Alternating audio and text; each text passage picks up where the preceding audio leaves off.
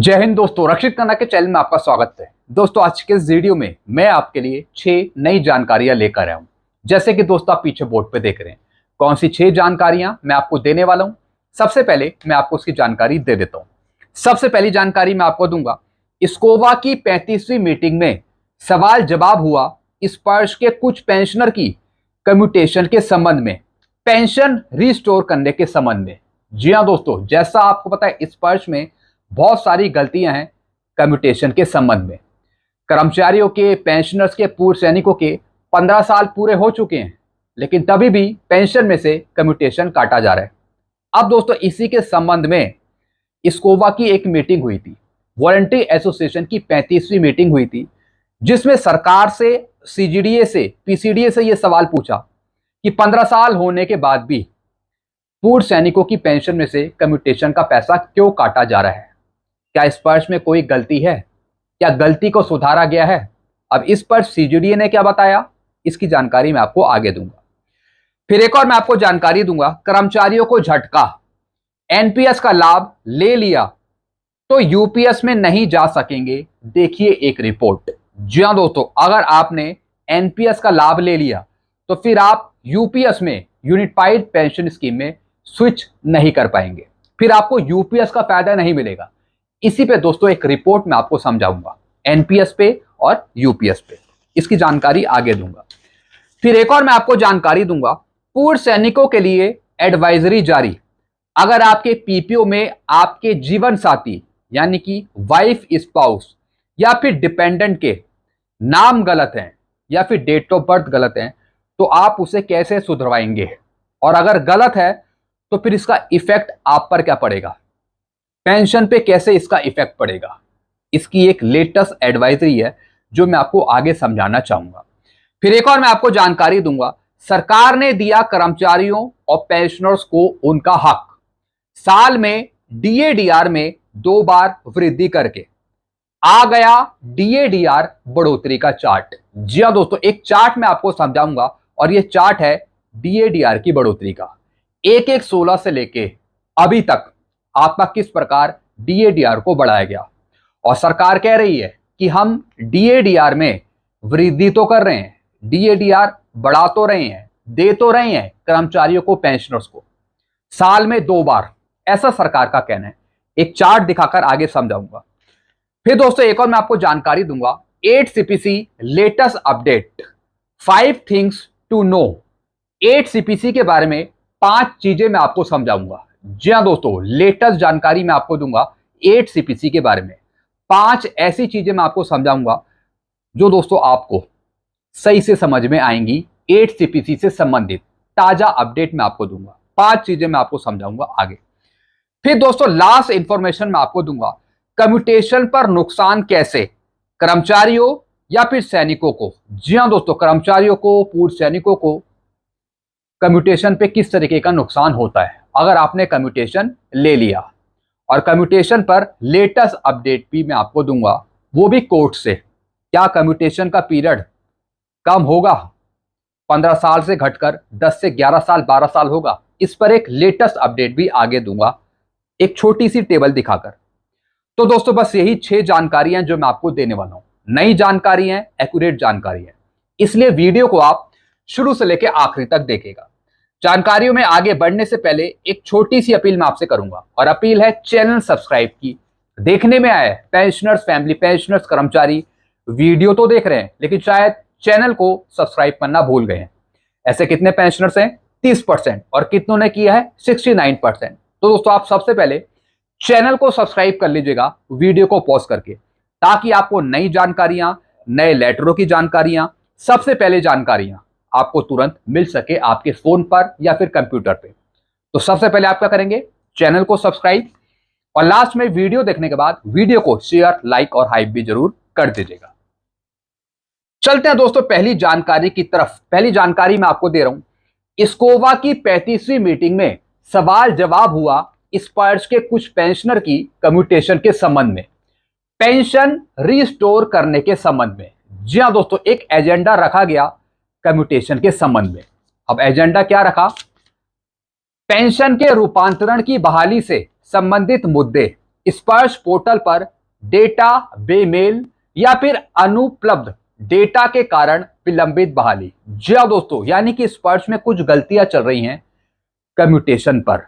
जी हां दोस्तों, यानी कम्यूटेशन की डेट से संबंधित पूर्व सैनिकों की कुछ गलतियां हैं स्पर्श पे, जिससे क्या हो रहा है कि 15 साल आपके कंप्लीट हो गए हैं लेकिन फिर भी आपकी पेंशन में से कम्यूटेशन काटा जा रहा है। तो यही सवाल पूछा, क्या इस गलती को सुधार दिया गया है स्पर्श पर? अब दोस्तों यहां पर सीजीडीए ने जवाब दिया कम्यूटेशन के बारे में। अब क्या जवाब दिया? बैंकों से सीवीपी के भुगतान की वास्तविक तिथि और विनिमय शुल्क की वसूली की प्रारंभ तिथि प्राप्त होने के बाद विनिमय शुल्क की वसूली की प्रारंभ और बहाली तिथि को स्पर्श में अपडेट कर दिया गया है। जी हां दोस्तों, जैसा आपको पता है बैंक से निकलकर सीपीपीसी से निकलकर आपका डेटा कहां पर गया था? स्पर्श पे गया था। आपका माइग्रेशन कर दिया था स्पर्श पे। तो दोस्तों जो डेटा बैंक सीपीपीसी के पास था कम्यूटेशन का, वो अपडेट कर दिया गया डायरेक्ट स्पर्श में। तो दोस्तों जो गलतियां पहले से चलती आ रही थी बैंकों के द्वारा, सीपीपीसी के द्वारा, वही गलतियां कैरी फॉरवर्ड हो गई स्पर्श पे, ऐसा सीजीडी ने बताया। फिर क्या लिखा है? पेंशन भोगियों को बहाली की सही तारीख के लिए शिकायत दर्ज कराने की सुविधा उपलब्ध है। जी हां दोस्तों, अगर डेट गलत है कम्यूटेशन की तो दोस्तों फिर आप उसे सुधार कर सकते हैं, आप उसे सुधार सकते हैं कंप्लेंट डालकर, ऐसा सीजीडी ने बताया। उचित सत्यापन के बाद ऐसे अनुरोधों को अद्यतन किया जा रहा है। यदि कोई अतिरिक्त राशि वसूली गई है तो उसे भी पेंशन भोगियों के खाते में वापस कर दिया जा रहा है। जी हां दोस्तों, अगर 15 साल पूरे हो चुके हैं और उसके बाद भी पेंशन में से कम्यूटेशन का पैसा काटा जा रहा है तो दोस्तों जो अधिक पैसा काट लिया वो फिर आपको वापस दिया जाएगा, ऐसा सीजीडी ने बताया। और जो गलतियां हैं स्पर्श पर कम्यूटेशन से संबंधित, उन गलतियों को सुधारा जा रहा है स्पर्श की तरफ से, पीसीडी की तरफ से। ये सीजीडी ने जवाब दिया। फिर क्या लिखा है? जिन मामलों में बैंकों ने मैनुअल अवधि से संबंधित पुराने रिकॉर्ड उपलब्ध न होने के कारण बहाली की तिथि साझा करने में असमर्थता व्यक्त की है, यानी कि बैंकों के पास, सीपीपीसी के पास कई पेंशनर्स का डेटा ही उपलब्ध नहीं था, जिसकी वजह से डेटा स्पर्श में सही तरीके से मेंशन नहीं हो पाया। लेकिन अब स्पर्श नए तरीके से डेटा को अपलोड कर रहा है, डेटा सही कर रहा है, ताकि 15 साल होने के बाद ऑटोमेटिकली आपकी पेंशन को रिस्टोर किया जा सके, 15 साल बाद भी आपकी पेंशन में से कम्यूटेशन ना कटे। तो दोस्तों अपडेट किया जा रहा है सारा डेटा। फिर क्या लिखा है? उनमें पेंशन परिवर्तन के आधार पर बहाली की तिथि पर 10/7/1980 के डीपी एंड एआरओएम जो भारत सरकार का नियम था, उसके माध्यम से डीओपी एंड डीओपीओएम पेंशन संख्या इतना के नियम से आईडी संख्या में उपलब्ध है। जी हां दोस्तों, यानी भारत सरकार के रूल के मुताबिक 15 साल के बाद पेंशन में से कम्यूटेशन की राशि नहीं कटती। तो दोस्तों अब रूल के तहत डेटा को करेक्ट किया जा रहा है स्पर्श में, ताकि पूर्व सैनिकों का जो कम्यूटेशन काटा गया 15 साल के बाद भी, वो पैसा कहीं ना कहीं उनको वापस दिया जाए। और जो गलतियां हैं, डेट में गलतियां हैं, तो उसको भी सुधारा जा रहा है, ऐसा सीजीडी ने जवाब दिया है। संयोगवश लगभग 12,000 ऐसे मामले हैं जिनमें बहाली की तिथि अनुपलब्ध है। जी हां दोस्तों, लगभग 12,000 ऐसे मामले हैं सैनिकों के, पूर्व सैनिकों के, जिसमें की जो तिथि है, जो डेट ऑफ रिस्टोरेशन है, वो उपलब्धि नहीं है स्पर्श पे, अवेलेबल ही नहीं है, जिसकी वजह से ये दिक्कत हो रही है। तो दोस्तों अब इसे करेक्ट किया जा रहा है सीजीडीए की तरफ से, पीसीडी की तरफ से स्पर्श पर, जैसा कि इन्होंने जानकारी दी। फिर दोस्तों अगली जानकारी मैं आपको दे रहा हूं, कर्मचारियों को झटका, एनपीएस का लाभ ले लिया तो यूपीएस में नहीं जा सकेंगे। जी हां दोस्तों, अब दोस्तों एक रिपोर्ट मैं आपको समझाऊंगा। अब दोस्तों यहां पे देखिए, एक रिपोर्ट है रेल के कर्मचारियों के लिए, या फिर उन कर्मचारियों के लिए जो एनपीएस से यूपीएस में शिफ्ट करना चाहते हैं। अब दोस्तों देखिए यहां पर क्या लिखा है, रेल कर्मियों को झटका, एनपीएस का लाभ ले लिया तो यूपीएस में नहीं जा सकेंगे। जी हां दोस्तों, अगर आपने एनपीएस का लाभ लिया तो फिर आपको यूपीएस का फायदा नहीं मिलेगा, और दोनों में से बेहतर स्कीम है एनपीएस की। जी हां दोस्तों, आप एनपीएस में बने रहें, यूपीएस में जाने की कोई जरूरत नहीं है, क्योंकि एनपीएस से सबसे खराब स्कीम है यूनिफाइड पेंशन स्कीम। अब दोस्तों यहां पे देखिए क्या लिखा है। यूनिफाइड पेंशन स्कीम को लेकर रेलवे बोर्ड ने स्पष्ट किया है कि 1 अप्रैल 2025 के बाद सेवानिवृत्त रिटायर होकर राष्ट्रीय पेंशन प्रणाली एनपीएस के तहत रिटायरमेंट लाभ प्राप्त कर चुके कर्मचारी बाद में यूपीएस में माइग्रेट नहीं कर सकेंगे। जी हां दोस्तों, 1 अप्रैल 2025 के बाद रिटायर होकर अगर आप एनपीएस के तहत रिटायरमेंट लाभ प्राप्त कर रहे हैं तो दोस्तों फिर आपको यूपीएस का फायदा नहीं मिलेगा, फिर आप यूपीएस में माइग्रेट नहीं हो सकते। बोर्ड के स्पष्टीकरण के बाद उत्तर पश्चिम रेलवे के जयपुर, अजमेर, बीकानेर और जोधपुर मंडलों में पेंशन विकल्प को लेकर चर्चा तेज हो गई है। रेलवे बोर्ड के अनुसार कुछ जोनल रेलवे ने ऐसे मामलों में मार्गदर्शन मांगा था। जी हां दोस्तों, यहां पे रूल्स मांगे थे कि किसके तहत क्या स्विच कर सकते हैं एनपीएस से निकलकर यूपीएस में।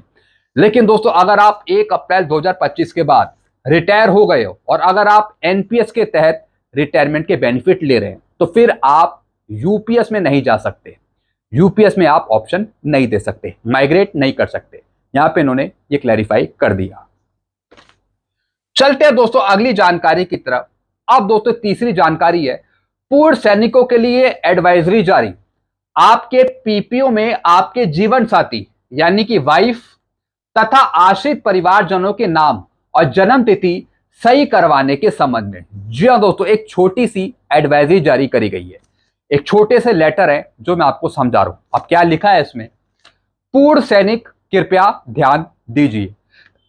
कृपया एक बार यह अवश्य जांच लें कि आपके पीपीओ में आपके जीवन साथी तथा आश्रित परिवारजनों के नाम और जन्म तिथि सही दर्ज है या नहीं। जी हां दोस्तों, अगर आप स्पर्श के पेंशनर्स हैं, अगर स्पर्श में आपकी वाइफ का नाम मेंशन है, अगर जो आपके डिपेंडेंट हैं, बच्चे हैं, अगर उनका नाम मेंशन है तो आप उनके नेम एक बार सही से चेक कर लीजिए, नाम में कोई गलती तो नहीं है। साथ ही साथ उनकी डेट ऑफ बर्थ भी जरूर चेक करिए। जी हां दोस्तों, मैं वाइफ की बात कर रहा हूं, स्पाउस की बात कर रहा हूं और आपके बच्चों की बात कर रहा हूं जो आपके डिपेंडेंट है। यानी डिपेंडेंट में आपने कोई से भी नाम दे रखे हैं स्पर्श पे तो जरा स्पेलिंग चेक कर लीजिए, नाम की गलती नहीं होनी चाहिए। क्या वो आपके आधार से या फिर आपके पैन कार्ड से मैच कर रहे हैं, जरा चेक कर लीजिए। अगर गलती है तो तुरंत सुधारें। फिर क्या लिखा है, यदि कोई त्रुटि दिखाई देती है, कोई गलती दिखाई देती है तो कृपया उसे यथाशीघ्र आधार अथवा पीपीओ में सही करवाएं। जी हां दोस्तों, अगर आप उसे आधार से मैच कराना चाहते हैं तो दोस्तों फिर आप आधार में सही कराएं। अगर आधार में ठीक है, अगर आप प्रोफाइल में चेंज कराना चाहते हैं तो फिर आधार के बेस पर आप प्रोफाइल सही करवाएं। दोनों में से कोई एक काम कर लीजिए। फिर क्या लिखा है, इससे भविष्य में विभिन्न सुविधाओं एवं लाभों का उपयोग करते समय होने वाली अनावश्यक असुविधा और कठिनाइयों से बचा जा सकेगा। जी हां दोस्तों, अगर आप ये सारी चीजें ठीक करा लेंगे तो फिर आगे चलकर आपको कोई दिक्कत नहीं होगी। फिर आगे चलकर आपके मरने के बाद वाइफ को पेंशन सेंशन हो जाएगी। अगर वाइफ की मृत्यु हो जाती है तो अगर बच्चे एलिजिबल है तो फिर बच्चों को फैमिली पेंशन मिल जाएगी। लेकिन पेंशन लेने के लिए सबसे पहले आपका नाम, आपकी वाइफ का नाम, आपके बच्चों का नाम, उनकी डेट ऑफ बर्थ सब सही मेंशन होना चाहिए, इस पर्च पे मैच करना चाहिए डॉक्यूमेंट से, तभी सब कुछ आगे मिल पाएगा। यही दोस्तों इस एडवाइजरी में लिखा है। फिर क्या लिखा है, पीपीओ में नाम जन्म तिथि जरूर चेक करें, अगर गलत है तो समय से सही करवाएं, अन्यथा आपको भविष्य में समस्या आएगी। हर जगह आज की गई एक छोटी सी जांच कल की बड़ी समस्या से बचा सकती है। जी दोस्तों, अभी आप छोटी सी जांच कर लीजिए, हो सकता है ये जांच आपके काम आ जाए आगे चलकर और आगे चलकर आपको कोई परेशानी ना हो। तो दोस्तों एक नई एडवाइजरी थी जो मैंने आपको यहाँ पे समझा दी है हिंदी में, तो आई होप ये काम आप कर लेंगे अगर आप स्पर्श के पेंशनर्स हैं। चलते हैं दोस्तों अगली जानकारी की तरफ। सरकार ने दिया कर्मचारियों और पेंशनर्स को हक, साल में डीएडीआर में 2 बार वृद्धि करके आ गया डीएडीआर बढ़ोतरी का चार्ट। जी दोस्तों, अब दोस्तों एक आप चार्ट देख रहे हैं, ये डीएडीआर बढ़ोतरी का चार्ट है। सरकार कह रही है कि हम 50% डीएडीआर को तो मर्ज नहीं करेंगे, हम अभी इंटरिम रिलीफ नहीं देंगे, अंतरिम राहत नहीं देंगे। सरकार कह रही है कि हम साल में 2 बार डीएडीआर बढ़ा रहे हैं। आपको जनवरी वाला डीएडीआर मिलता है, आपको जुलाई वाला डीएडीआर मिलता है। तो सरकार कह रही है कि हम दे तो रहे हैं डीएडीआर, भले ही वो 2% मिल रहा हो, आपको 3% मिल रहा हो या फिर 4% मिल रहा हो। तो सरकार का कहना है कि 7 सीपीसी में हमने सही तरीके से डीएडीआर को बढ़ाया, एक 16 से लेके और अभी तक। जी हाँ दोस्तों, अब दोस्तों यहां पे कुछ आंकड़े दिखाए गए हैं। सरकारी कर्मचारियों की डीए की दरें दिखाई हैं, रेट दिखाए हैं डीएडीआर के 2016 से लेके 2026 तक। अब दोस्तों अगर आप इन आंकड़ों को देखें तो आप समझेंगे कि बीजेपी सरकार ने किस तरीके से आपका डीएडीआर बढ़ाया।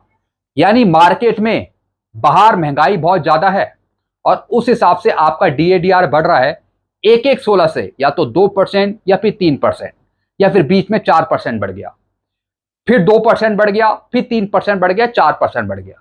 यानी 5% या फिर 5% से ऊपर आपका डीएडीआर कभी नहीं रहा एक 16 के बाद से और अभी तक। ज्यादा तो ये आंकड़े हैं, पहले आपका 0% था, फिर 2% हुआ, फिर 4, 5, 7, 9, 12, 17 और फिर जब कोरोना पीरियड आया तो उसमें आपका डीएडीआर रोक लिया गया।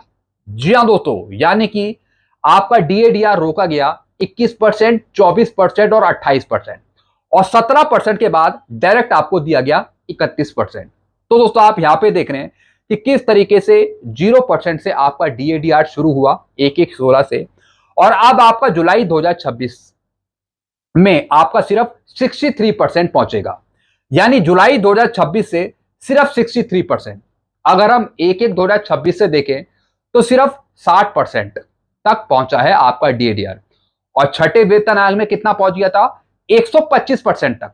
जी हां दोस्तों, 125% कहां और कहां अब सिर्फ 63% जो आपको अभी आगे चलकर जुलाई से मिलेगा। तो दोस्तों किस तरीके से यहां पे डीएडीआर में आपको नुकसान हुआ 7 सीपीसी में। और 7 सीपीसी में पेंशन की भी विसंगतियां बहुत थी। डीएडीआर में तो नुकसान हुआ ही, लेकिन पेंशन में भी आपको जबरदस्त नुकसान हुआ। तो दोस्तों सरकार कह रही है कि हम आपको डीएडीआर दे तो रहे हैं, हम आपको साल में 2 बार देते तो हैं। भैया सरकार से पूछो कि आप कितना दे रहे हो, कितना डीएडीआर आप दे रहे हो, 2% देते हो, 3% देते हो, ज्यादा से ज्यादा 4% देते हो। क्या होता है 2, 3, 4% से आजकल की महंगाई को देखते हुए। तो दोस्तों यहां पे सरकार का कहना है। तो दोस्तों यहां पे डीए रेट दिखा दिए कि 0% से मिलना शुरू हुआ था और लास्ट में अभी सिर्फ 63% ही पहुंचेगा जुलाई से अगर हम देखें। तो दोस्तों आप इस तरीके से आप ये चार्ट देख रहे हैं। जुलाई 2026 की 63% दर अनुमानित है। आधिकारिक घोषणा आगे देखने को मिलेगी। कर्मचारियों की मेहनत का सम्मान, सरकार का यही है संकल्प। जी हां दोस्तों, ये मेहनत का फल दे रही है सरकार आपको 2%, 3%, 4% डीएडीआर देकर। बाकी आपका क्या कहना है जरा कमेंट में आप जरूर बताइएगा। क्या 2%, 3%, 4% डीएडीआर देने से क्या आप संतुष्ट हैं? आप संतुष्ट हैं? जरा कमेंट में आप जरूर बताइएगा। सरकार तो कह रही है कि हम संतुष्ट हैं, हम साल में 2 बार डीएडीआर दे रहे हैं, 2%, 3%, 4% दे रहे हैं। और क्या चाहिए आपको? ऐसा मैं नहीं कह रहा हूं, ऐसा सरकार आंकड़े दिखा के कह रही है। लो कर लो बात। अब आप क्या कहते हैं इस पर जरा कमेंट में जरूर बताइएगा। चलते हैं दोस्तों अगली जानकारी की तरफ। अब दोस्तों अगली जानकारी मैं आपको दे रहा हूं 8 CPC latest update, 5 things to know. 8 CPC के बारे में 5 चीजें जानिए। जी हां दोस्तों, अब 8वें वेतन आयोग के बारे में मैं आपको लेटेस्ट अपडेट दे रहा हूं। कुछ 5 पॉइंट मैं आपको समझाऊंगा जो आपको जानने की जरूरत है। अब दोस्तों यहां पे देखिए 8 pay commission latest update, 5 things to know. 5 चीजें यहां पे जानने की जरूरत है। सबसे पहला है data deadline. Data deadline, all ministry and department to submit data by 31 July 2026। जी हां दोस्तों, जितने भी विभाग हैं, सरकारी विभाग हैं, उनको 8 सीपीसी से संबंधित, अपने कर्मचारियों से संबंधित डेटा को जमा करना है 31 जुलाई 2026 तक, क्योंकि दोस्तों लास्ट डेट है 31 जुलाई 2026। जी हां दोस्तों, जो 8वें वेतन आयोग ने या फिर सरकार ने विभागों से संबंधित, उनके कर्मचारियों से संबंधित जो डेटा मांगा था, कुछ फॉर्म मांगे थे, तो दोस्तों उस फॉर्म को भरना है विभागों को और वो डेटा जमा करना है 31 जुलाई 2026 तक। तो दोस्तों इस डेट को अभी आगे नहीं बढ़ाया गया है। अभी जो डेट है वो है 31 जुलाई 2026। तो दोस्तों यहाँ पे डेटा जमा करना होगा 31 जुलाई 2026 तक तमाम विभागों को, 8 सीपीसी से संबंधित, अपने कर्मचारियों से संबंधित। फिर दोस्तों अगला point, state consultation, Delhi, Chennai, Pondicherry and other state meeting in अगस्त सितंबर 2026। जी हाँ दोस्तों, अब दोस्तों कुछ ही दिन में अगस्त शुरू हो जाएगा। अगस्त में और सितंबर में 8वां वेतन आयोग मीटिंग करेगा स्टेक होल्डर के साथ, वो भी अलग अलग सिटी में, जैसे कि पांडिचेरी में, चेन्नई में और फिर दिल्ली में। तो दोस्तों अगस्त और सितंबर का महीना मीटिंग में ही गुजरेगा, सुझाव लेने में ही गुजरेगा पे कमीशन का। तो ये दूसरा पॉइंट। फिर तीसरा, DA hike update, expected DA hike in जुलाई 2026, बिग रिलीफ फॉर एम्प्लॉय। जी हाँ दोस्तों, फिर जुलाई 2026 से आपको बढ़ा हुआ डीएडीआर दिया जाएगा। कितना? 63%, जिसकी घोषणा दिवाली के आसपास होगी। तो दोस्तों तीसरी चीज इन्होंने यहां पे ये समझाई है कि डीएडीआर में बढ़ोतरी देखने को मिलेगी, वो भी 3% की, जिसकी घोषणा दिवाली के आसपास होगी। फिर दोस्तों अगला point, fitment factor and allowances, fitment factor, minimum pay and allowances under active consideration. जी हाँ दोस्तों, फिटमेंट फैक्टर, मिनिमम पे और अलाउंसेस ये अंडर एक्टिव कंसिडरेशन है वेतन आयोग के, यानी वेतन आयोग फिर इस पर काम करेगा, फिटमेंट फैक्टर पे, मिनिमम पे, अलाउंसेस पे। तो दोस्तों अभी अंडर कंसिडरेशन है वेतन आयोग के।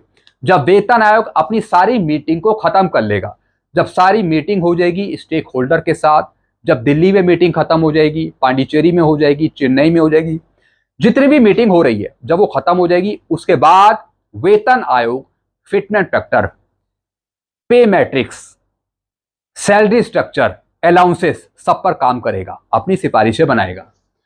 फिर दोस्तों आखिरी, report timeline, commission to submit report by early 2027। जी हाँ दोस्तों, 2027 में पहले 6 महीने में वेतन आयोग अपनी रिपोर्ट सौंपेगा भारत सरकार को, 8 सीपीसी से संबंधित। तो दोस्तों यहां पे कुछ जानकारी दी गई है। फिर दोस्तों क्या लिखा है, higher salary and better benefit. जी हाँ दोस्तों, सिफारिशें सौंपने के बाद जब सरकार फाइनली 8 सीपीसी को लागू करेगी, तब दोस्तों आपकी सैलरी बढ़ेगी, पेंशन बढ़ेगी, जो बेनिफिट है, अदर बेनिफिट है, उसमें आपको फायदा मिलेगा। अब दोस्तों नीचे देखिए क्या लिखा है, कार्यबल डेटा जमा करने की अंतिम तारीख 31 जुलाई 2026 तक बढ़ाई है। ये मैंने आपको समझा दिया। सार्वजनिक परामर्श की अवधि समाप्त हो गई है, विश्लेषण चरण शुरू हो गया है। जी हाँ दोस्तों, अब वेतन आयोग विश्लेषण करेगा, चीजों को देखेगा, समझेगा, यानी वो मीटिंग करेगा। ये भी मैंने आपको बताया। क्षेत्रीय हितधारक बैठकें अभी भी आयोजित की जा रही है, लगातार 2 महीने में अभी मीटिंग ही चालू रहेगी वेतन आयोग के द्वारा। डीएडीआर में पहली बढ़ोतरी की जा चुकी है, अब जुलाई से आपको मिलेगा डीएडीआर 63%, जिसकी घोषणा दिवाली के आसपास होगी। ये भी मैंने आपको बता दिया। रिपोर्ट की समय सीमा अभी अनुमानित है, इसकी पुष्टि नहीं हुई है। अभी रिपोर्ट सबमिशन का काम नहीं खत्म हुआ है वेतन आयोग का, क्योंकि अभी सिर्फ मीटिंग ही चल रही है। अभी कुछ टाइम बाद वेतन आयोग अपनी सिफारिशें बनाना शुरू करेगा इन तमाम चीजों पे। तो दोस्तों एक तो ये जानकारी थी। चलते हैं दोस्तों अगली जानकारी की तरफ। अब दोस्तों अगली जानकारी मैं आपको दूंगा कम्यूटेशन पर। क्या कम्यूटेशन आपके लिए फायदेमंद है अगर आप कम्यूटेशन लेते हैं? साथ ही साथ कम्यूटेशन पे एक लेटेस्ट अपडेट भी मैं आपको दूंगा। अब दोस्तों यहां पे देखिए, अब दोस्तों जैसे किसी की बेसिक पेंशन है 45,000 रुपए और कर्मचारी कहता है कि मुझे 40% कम्यूटेशन चाहिए, तो बेसिक पेंशन का 40% होगा 18,000, यानी 45,000 का अगर आप 40% करेंगे तो 18,000 रुपये आएगा। और ये 18,000 आपकी पेंशन में से काटा जाएगा 15 साल के लिए, यानी टोटल 180 महीने। और दोस्तों जो आपने कम्यूटेशन लिया उसका लमसम पेमेंट आपको मिलेगा कम्यूटेशन का 17 लाख रुपए, अगर आपकी बेसिक पेंशन 45,000 रुपए है। एक एग्जांपल दे रहा हूं, लगभग 17 लाख एक मुश्त राशि मिल जाएगी आपको। कम्यूटेशन कर्मचारी की इच्छा पे निर्भर है। जी हाँ दोस्तों, कम्यूटेशन एक ऑप्शनल है आपके लिए, यह आपके ऊपर है कि आप लेना चाहते हैं या फिर नहीं लेना चाहते। अब दोस्तों यहां पे देखिए, कम्यूटेशन आपने ले लिया, 15 वर्ष तक आपकी रिकवरी करी जाएगी, आपकी पेंशन में से कम्यूटेशन काटा जाएगा। कितना है? 18,000 रुपए। मासिक कटौती हर एक महीने कितना कटेगा? 18,000 आपकी पेंशन में से 180 महीने तक, यानी कि 15 साल तक। कुल कटौती कितनी कटौती होगी टोटल? 18,000 मल्टीप्लाई 180, 32,40,000। 32,40,000 इतनी कटौती आपकी होगी पेंशन में से, अगर हम 15 साल तक देखें। वर्तमान में 15 वर्ष 180 महीने की रिकवरी लागू है। 15 वर्ष अभी नियम लागू है कम्यूटेशन का, 15 साल तक आपकी रिकवरी होगी। केंद्र सरकार का यह नियम लागू है। अब दोस्तों यहां पे देखिए, अब डिमांड करी जा रही है कि 15 साल से घटाकर 12 वर्ष किया जाए, 10 वर्ष किया जाए। तो आपने यहां पे देखा कि आपको कम्यूटेशन का लमसम अमाउंट मिला 17 लाख का, लेकिन वसूला कितना गया? कितने की रिकवरी करी गई? 32,40,000 की। तो आप खुद समझ सकते हैं कि कम्यूटेशन लेने में फायदा है या फिर नहीं लेने में फायदा है। लेकिन कई कर्मचारी, 80% से ज्यादा कर्मचारी पेंशनर्स कम्यूटेशन लेते हैं, क्योंकि बच्चों की पढ़ाई करनी है, कोई बिजनेस खोलना है, ये पैसा कहीं इन्वेस्टमेंट में लगाना है, किसी को घर बनाना है, किसी के मेडिकल के कुछ खर्चे हैं, इसलिए वो कम्यूटेशन ले लेते हैं। लेकिन एक्चुअल में कम्यूटेशन पे नुकसान होता है, तगड़ा नुकसान होता है। और अगर वो पीरियड 15 साल का है तो फिर आप समझ सकते हैं कितना ज्यादा नुकसान होगा। कहां आपको सिर्फ 17 लाख रुपए मिल रहे हैं रिटायरमेंट के टाइम, और आप देते हो 15 साल तक 32,40,000। ये नुकसान है, विद इंटरेस्ट सरकार के पास जाता है ये पैसा। अब दोस्तों यहां पे देखिए क्या लिखा है, डिमांड करी जा रही है कि 12 वर्ष की मांग, 12 वर्ष करा जाए पीरियड कम्यूटेशन का। वास्तविक रिकवरी लगभग 11.5 वर्ष में पूरी हो जाती है। जो एक्चुअल पीरियड है वो है 11.5 साल का। कर्मचारी संगठन 12 वर्ष करने की मांग कर रहे हैं। मांग तो है लेकिन अभी तक कोई मंजूरी नहीं मिली है। जी हां दोस्तों, मांग करी जा रही है लेकिन सरकार की तरफ से अभी कोई एक्शन नहीं लिया गया है, अभी कोई मंजूरी नहीं है। फिर क्या लिखा है, कोर्ट की स्थिति। अब कोर्ट ने क्या कहा, सुप्रीम कोर्ट का अंतिम फैसला अभी नहीं आया। जी हां दोस्तों, अभी सुप्रीम कोर्ट का अंतिम फैसला इस पर नहीं दिया गया है। दिल्ली हाई कोर्ट में याचिका हरियाणा हाई कोर्ट ने 15 वर्ष को ठहराया रखा है। जी हां दोस्तों, अब दोस्तों दिल्ली हाई कोर्ट भी यही कह रही है, दिल्ली हाई कोर्ट भी यही कह रही है कि अभी 15 वर्ष का पीरियड है, अभी 15 साल से घटाकर उससे 10 से 11 साल 12 साल नहीं किया गया है। और जो हरियाणा हाई कोर्ट का जो फैसला था उसको भी यहां पे रोके रखा है, यानी पहले जितने की रिकवरी रोक दी गई थी पेंशनर्स की, उन रिकवरी को यहां पे चालू कर दिया, क्योंकि दोस्तों अभी फाइनल फैसला हुआ ही नहीं है, मामला विचाराधीन है, अंतिम निर्णय अभी आना बाकी है। फिर क्या लिखा है, केंद्र सरकार का जो पीरियड है कम्यूटेशन का वो है 15 साल का। राजस्थान में ये पीरियड है कम्यूटेशन का 14 वर्ष का, 14 साल का। गुजरात में है 13 वर्ष का, 13 साल का। अलग अलग राज्यों में अलग अलग व्यवस्था लागू है। जी हां दोस्तों, कई राज्य की सरकारें कम्यूटेशन को पीरियड को कम कर चुकी हैं, लेकिन जो केंद्र सरकार है उसका जो पीरियड है अभी 15 साल का ही है। तो दोस्तों जिस तरीके से और राज्य ये फैसला ले रहे हैं कम्यूटेशन को पीरियड को कम करने का, ठीक इसी तरीके से केंद्र सरकार को भी लेना होगा, ताकि इस तरीके का घाटा आपको ना हो पाए। तो दोस्तों ये लेटेस्ट अपडेट थी कम्यूटेशन के बारे में कि किस तरीके से आपको नुकसान उठाना पड़ता है कम्यूटेशन पे, और अभी ताजा स्थिति क्या है कम्यूटेशन की, इसकी भी जानकारी मैंने आपको दे दी कोर्ट के हवाले से। बाकी आपका क्या विचार है, आपके क्या सुझाव हैं, आप नीचे कमेंट कर सकते हैं। तो दोस्तों ये कुछ जानकारियां थी जो मैंने आपको यहां पे समझाई है। आधिकारिक आदेश आने तक वर्तमान नियम लागू। जी हां दोस्तों, जब तक फाइनल फैसला नहीं आता कोर्ट की तरफ से, सरकार की तरफ से, जब तक सरकार का नियम ही वैलिड माना जाएगा, और वो है 15 साल का पीरियड। 15 साल तक आपकी पेंशन में से कम्यूटेशन काटा जाएगा। ये नियम वैसे ही रहेगा जब तक कोई फैसला नहीं होता। तो दोस्तों ऐसी कुछ और नई जानकारी आएंगी तो मैं आपको जरूर दूंगा। तो ऐसी नई जानकारियां पाने के लिए आप चैनल पे बने रहेगा और वीडियो को कंटिन्यू देखते रहिएगा। तब तक के लिए मैं वीडियो को यहीं एंड करता हूं। चैनल को सब्सक्राइब कर लीजिएगा और वीडियो को शेयर करना मत भूलिएगा। Thank you so much.